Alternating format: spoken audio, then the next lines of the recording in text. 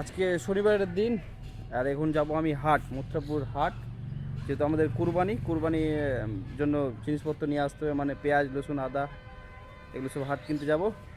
হাটের জন্য রেডি হয়ে গেছি, যেহেতু হাটে প্রচুর রৌদ্র থাকে, ধুলা থাকে। চশমা মাথায় পাগড়ি বেঁধে দিয়েছি, এবার যাবো।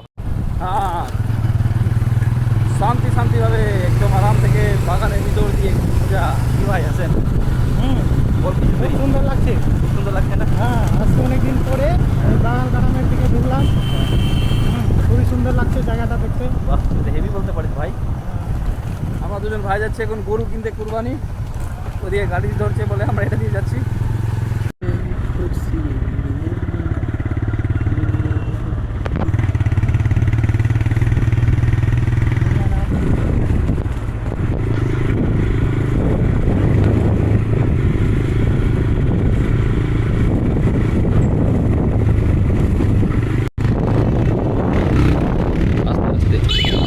মানুষ থেকে বেশি টোটোই দেখা যাচ্ছে হাটে। হাট ঢোকার আগে এই অবস্থা, ভিতরে আর কি হবে।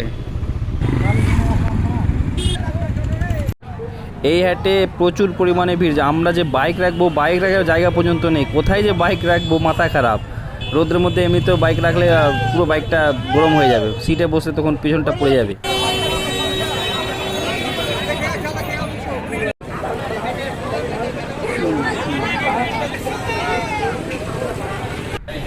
আজকের হাটে কিন্তু সব জিনিসপত্র কিন্তু অনেক সস্তা টাইপের ছিল, মানে বেশিরভাগই কম দাম ছিল। আলু, পেঁয়াজ, লঙ্কা, আদা, রসুন সব জিনিসের দাম কম ছিল মনে হয়।